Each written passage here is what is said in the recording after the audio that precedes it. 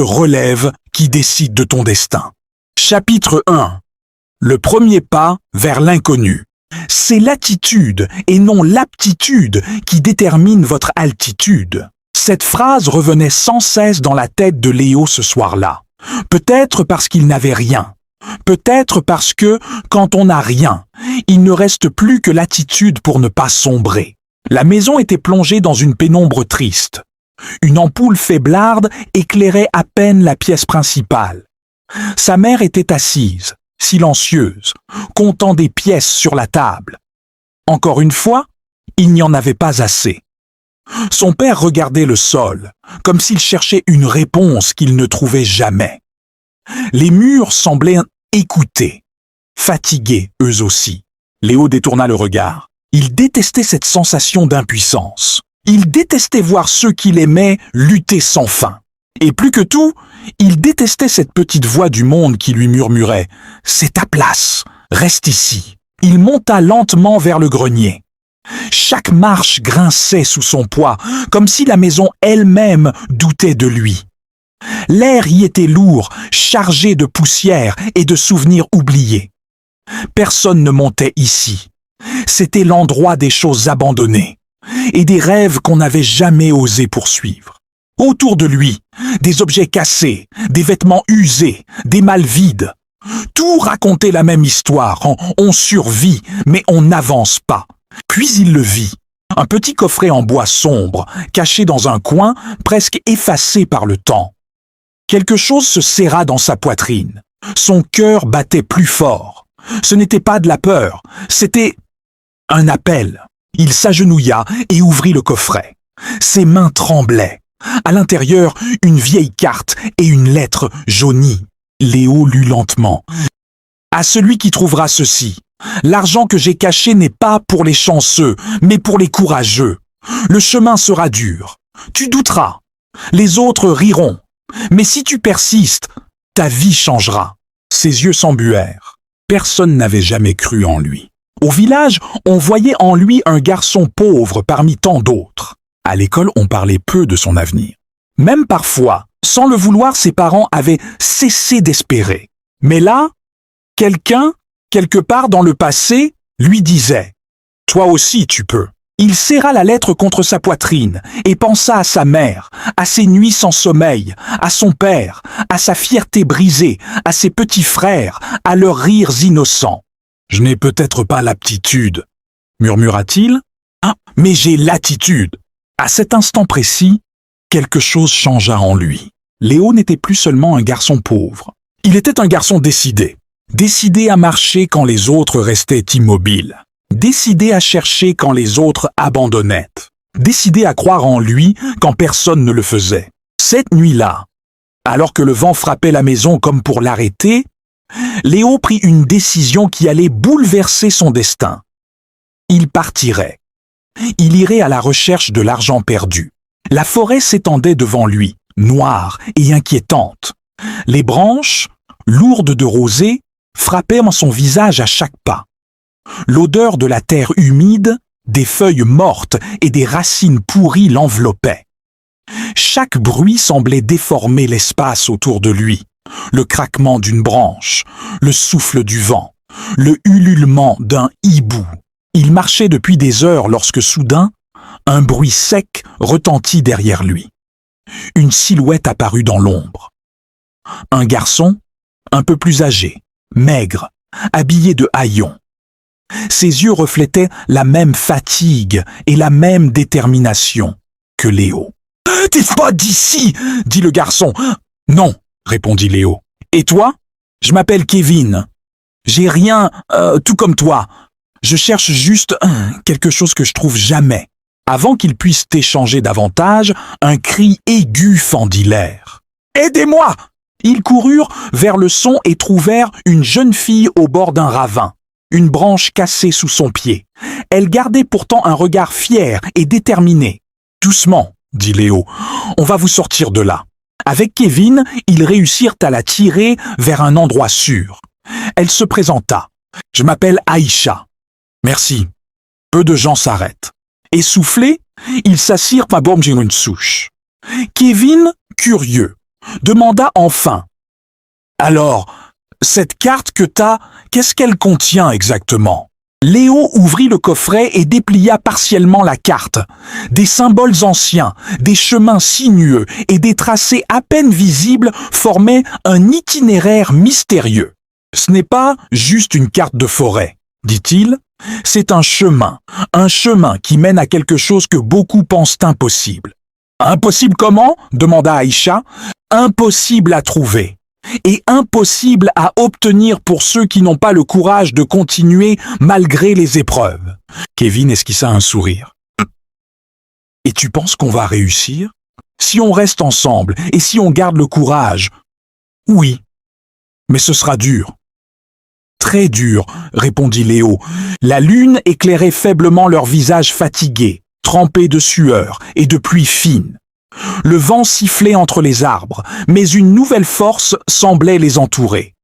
Léo sentit une énergie brûlante dans sa poitrine. « Alors » dit Kevin avec un sourire, « on commence quand ?»« Maintenant » répondit Léo. Et sous le ciel sombre et chargé de nuages, 3 jeunes aventuriers franchirent leur première nuit ensemble, prêts à affronter un destin que personne n'aurait jamais imaginé. Chapitre 2 « Le pont de la peur ». L'aube pointait à peine à travers les arbres, mais la forêt était déjà un labyrinthe de brume et de silhouettes menaçantes. Chaque bruit était amplifié. Le craquement d'une branche, le battement d'une aile, le frémissement d'une feuille. Léo sentit la tension dans ses épaules, mais il serra la carte contre lui. « On doit avancer, dit-il, la voix ferme. Rien ne nous attend là-bas, sauf notre destin. » Kevin hocha la tête, mais ses yeux trahissaient une peur qu'il ne voulait pas montrer. Aïcha, elle, avait un regard déterminé, presque froid, comme si elle avait déjà affronté la forêt des 1000 dangers. Après quelques minutes de marche, un grondement sourd monta des profondeurs de la vallée. La terre vibrait sous leurs pieds. Ils arrivèrent devant un pont de cordes suspendu au-dessus d'un ravin immense, dont le fond était invisible dans le brouillard. Les cordes étaient usées, certaines parties du bois étaient pourries, et le vent hurlait à travers les arbres, projetant des éclats de pluie et de feuilles contre leurs visages. « On doit passer par là », dit Léo en sentant son cœur battre à toute vitesse. Kevin recula instinctivement. C'est suicidaire. On n'a pas le choix, dit Léo. La carte mène de l'autre côté. Si on veut trouver l'argent, il faut traverser. Aïcha s'avança, ses mains s'agrippant aux cordes. Le bois grinça sinistrement sous son poids. Léo retint son souffle, observant la moindre oscillation du pont. Le vent s'intensifia, frappant leur corps et projetant des gouttes de pluie glaciale dans leurs yeux. « Allez, suivez-moi » murmura-t-elle. Léo posa un pied, puis un autre. Le pont vibra sous lui comme une planche de bois sur une mer déchaînée. Une corde se rompit avec un craquement strident.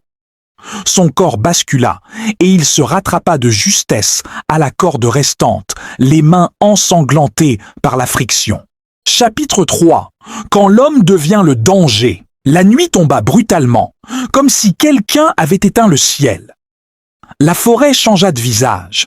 Les arbres, qui semblaient déjà menaçants le jour, devinrent des silhouettes monstrueuses.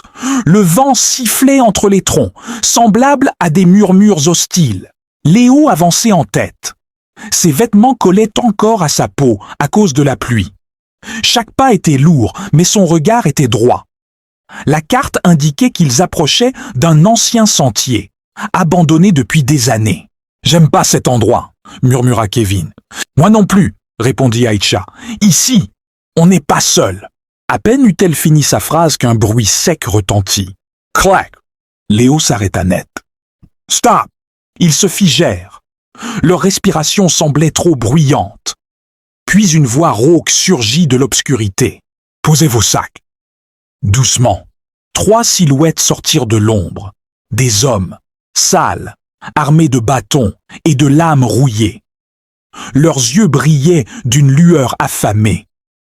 Ce n'étaient pas des animaux, c'était pire. « Des gamins perdus !» ricana l'un d'eux. « La forêt mange les faibles !» Le cœur de Léo battait violemment, mais son esprit était clair. Il serra la carte dans sa poche. Il ne devait pas la trouver. On n'a rien de valeur, dit Léo calmement. Tu mens, répondit l'homme en s'approchant. Les pauvres ont toujours quelque chose à voler. Aïcha recula d'un pas. Kevin tremblait, mais ses poings étaient serrés. Soudain, tout bascula. Un cri, un coup. Kevin lança une pierre de toutes ses forces. Elle frappa un homme en plein visage. Le chaos éclata. Léo attrapa une branche et frappa pour se défendre. Aïcha, rapide et précise, se glissa entre les ombres, frappant là où ça faisait mal. La forêt devint un champ de bataille. Cris, pas précipités, branches cassées. Le sol tremblait sous leurs pieds. « Courez !» cria Léo. Ils s'enfoncèrent dans l'obscurité, le souffle court, le cœur au bord de l'explosion. Les hommes les poursuivaient. Les branches griffaient leurs visages, la peur brûlait leurs veines. Puis, le sol disparut. Aïcha glissa la première. Léo l'attrapa au dernier instant. Kevin les rejoignit. Ils étaient au bord d'un ancien puits de pierre caché par la végétation. « Sautez !» hurla Léo. Ils sautèrent. La chute fut violente. Le choc leur coupa le souffle. Le noir total. Puis, le silence. Les voix des poursuivants s'éloignèrent. Ils étaient sauvés. Pour l'instant. Dans l'obscurité, Aïcha tremblait. Léo posa sa main sur la sienne. « Ça va, tu es en sécurité. » Elle leva les yeux vers lui. Pour la première fois, elle sourit vraiment. « Tu n'as pas fui. Tu aurais pu. »« J'ai promis à ma famille et à moi-même, » répondit Léo. « Je n'abandonne pas. » Kevin éclata d'un rire nerveux. « Franchement, si on survit à ça, plus rien ne pourra nous arrêter. » Ils allumèrent une petite flamme. Le puits révélait des inscriptions anciennes gravées dans la pierre. Léo sentit son cœur s'emballer. « Regardez, » murmura-t-il. Les symboles correspondaient à ceux de la carte. « Ce n'était pas juste une chasse à l'argent, » dit Aïcha, grave. « Non, » répondit Léo, « c'est une épreuve, une sélection. » À cet instant précis, Léo comprit quelque chose de fondamental. L'argent perdu n'était pas caché pour enrichir n'importe qui.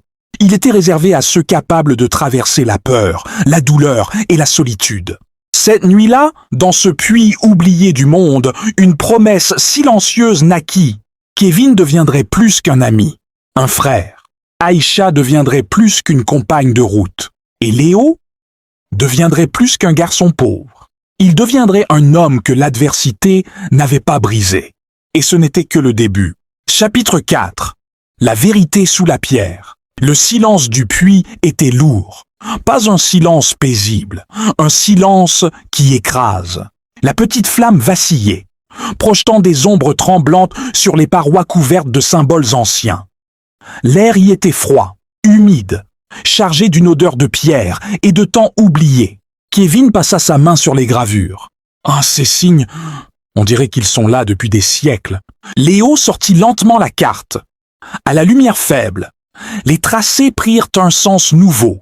Les lignes se superposaient parfaitement au symbole du puits. « Ce lieu est sur la carte, » murmura-t-il. « Ce n'est pas un refuge par hasard. » Aïcha sentit un frisson lui parcourir l'échine. Alors, ceux qui ont caché l'argent savaient que des gens viendraient ici. À cet instant, un bruit sourd résonna au-dessus d'eux. Des pas, des voix étouffées. Les hommes. Kevin blêmit. Ils nous ont retrouvés. Léo observa les parois. Puis il vit une fissure, une dalle légèrement décalée, presque invisible. « Aidez-moi, vite !» Ils poussèrent ensemble. La pierre céda dans un grondement étouffé, révélant un passage étroit. Sans hésiter, ils s'y engouffrèrent. Derrière eux, les voies se rapprochaient. Le tunnel descendait, de plus en plus étroit. L'air devenait plus chaud, plus lourd. La peur collait à leur peau. Puis soudain, le passage s'ouvrit. Une salle immense apparut sous leurs yeux. Des piliers de pierre, des coffres vides, des murs gravés de phrases anciennes. Ce lieu n'était pas un trésor, c'était un sanctuaire. Aïcha lut à voix haute une inscription. Celui qui cherche l'or sans courage repartira les mains vides. Celui qui cherche la valeur deviendra riche à jamais. Kevin resta silencieux. Donc, l'argent n'est pas ici? Léo serra les poings. Non. Mais la vérité, oui, il comprit alors. L'argent n'était pas caché en un seul endroit. Il était fragmenté, protégé par des épreuves, des lieux, des décisions. Ce n'est pas une chasse au trésor, dit-il lentement. C'est un parcours pour transformer ceux qui osaient continuer. Aïcha le regarda longuement. Et si on abandonne maintenant? Léo leva les yeux vers elle.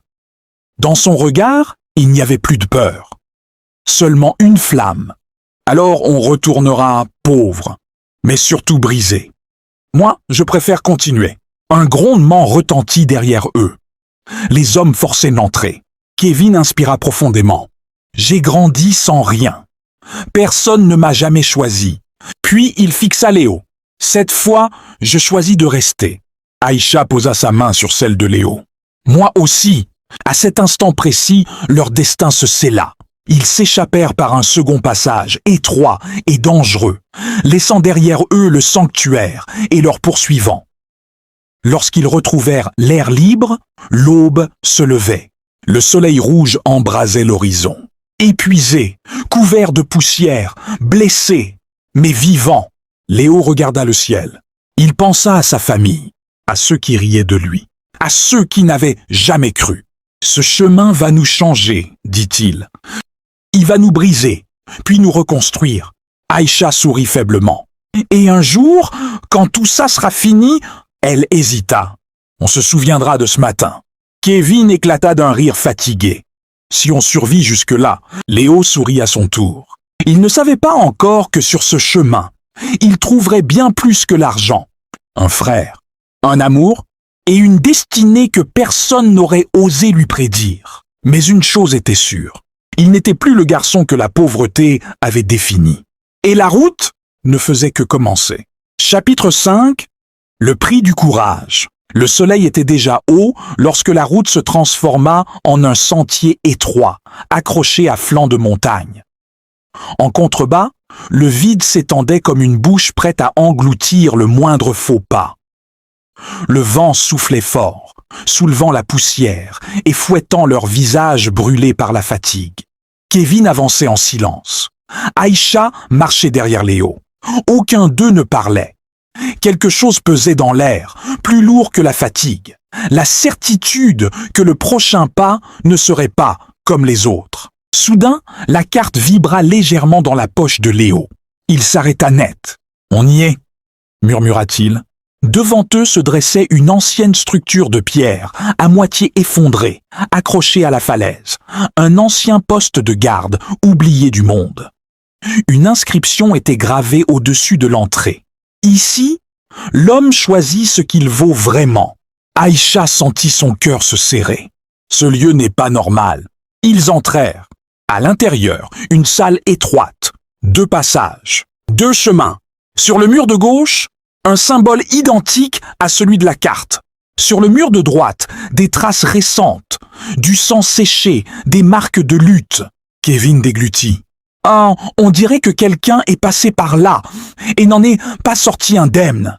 Léo s'approcha de la carte, les lignes se précisèrent. Le chemin de gauche menait directement vers l'argent. Le chemin de droite, vers quelqu'un en danger. Aïcha comprit avant même qu'il parle. Léo, oui. Le silence tomba comme une condamnation. « Si on prend à droite, murmura Kevin, on perd du temps. Et peut-être tout, ajouta Aïcha. Mais si on prend à gauche, dit Léo la voix serrée, quelqu'un mourra. Le vent s'engouffra dans la pièce. La montagne sembla respirer avec eux. Kevin regarda Léo droit dans les yeux. Toute ma vie, j'ai vu des gens choisir l'argent. Il serra les poings. Fais pas pareil. Léo ferma les yeux. Il pensa à sa mère comptant des pièces, à son père regardant le sol, à la faim, à la honte. Puis il pensa à la phrase qui avait tout déclenché.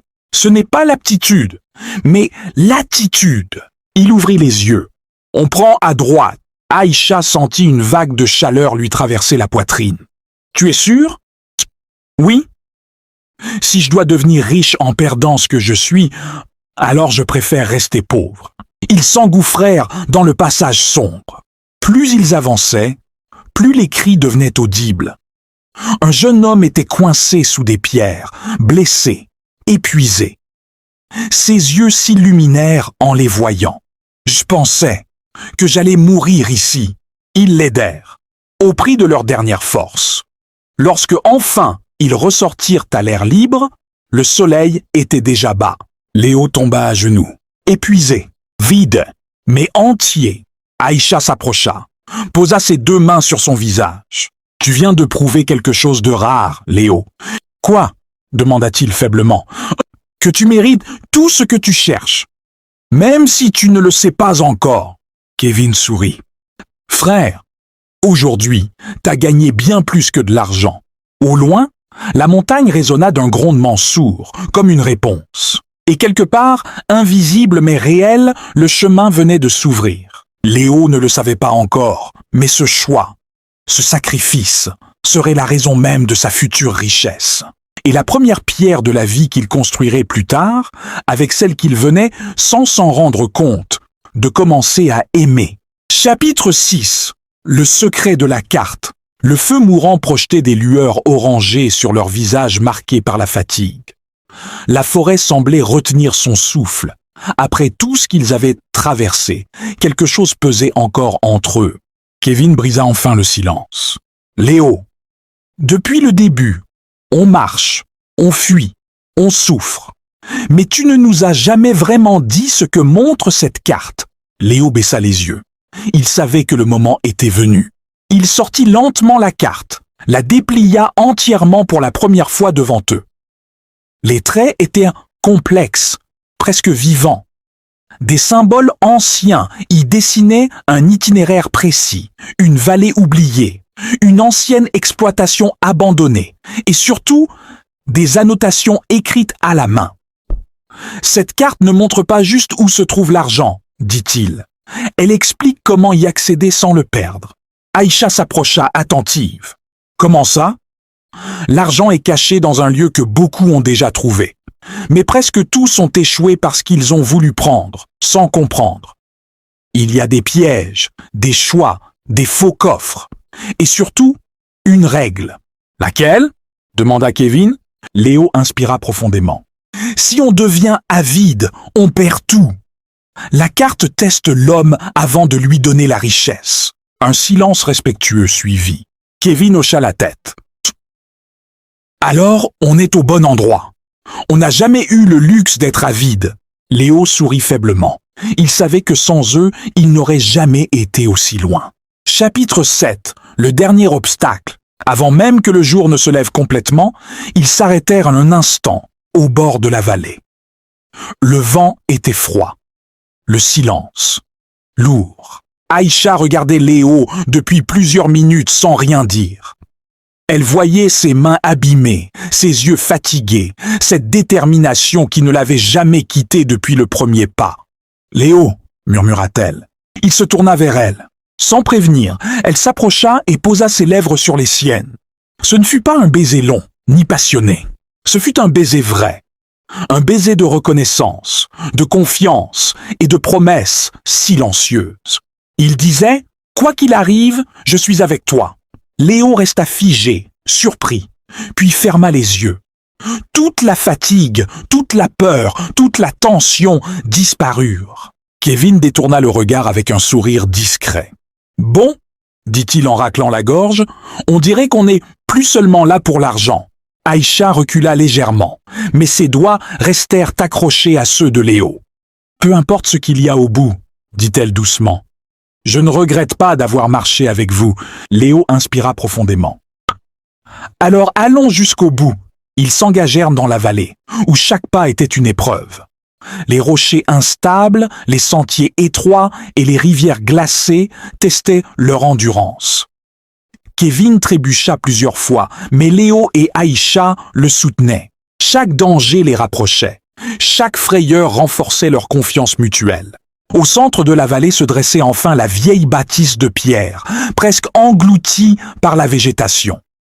À l'intérieur, l'air était lourd, Des coffres étaient disposés partout, certains ouverts et vides, d'autres fermés et couverts de poussière. Léo observa les symboles gravés sur les coffres. Un seul portait le même signe que celui au dos de la carte. Il s'approcha avec prudence, suivi de près par Aïcha et Kevin. Chapitre 8. L'altitude atteinte. Finale. À l'intérieur du coffre, il n'y avait pas seulement de l'argent. Il y avait des titres de propriété, des documents légaux, des investissements anciens ayant pris de la valeur. Une fortune patiemment construite par quelqu'un qui avait compris une chose essentielle. L'argent doit servir à élever, pas à écraser. Léo resta figé. Il pensa à sa mère comptant les pièces, à son père baissant les yeux, à ceux qui disaient « il n'ira nulle part ». Cette fois, il avait la preuve contraire entre les mains. Kevin et Aïcha le rejoignirent. Aucun mot n'était nécessaire. Le respect, la gratitude et l'amitié se lisaient dans leurs yeux. Des années plus tard, Léo investit intelligemment et créa des opportunités pour sa famille et pour d'autres. Il ne devint pas seulement riche, il devint maître de son destin. Aïcha resta à ses côtés. Elle n'était pas venue pour l'argent, mais pour partager cette aventure. Un jour, devant leurs proches réunis, Léo l'épousa. Kevin était là, sourire large, costume simple mais digne. Ils n'avaient pas suivi le même chemin, mais ils restaient unis par ce qu'ils avaient traversé. Et chaque fois que Léo regardait sa vie, il repensait à cette phrase qui avait tout déclenché. C'est l'attitude, et non l'aptitude, qui détermine votre altitude. Il n'avait pas seulement trouvé de l'argent, il avait trouvé la vie qu'il méritait, l'amour, l'amitié et la confiance en soi.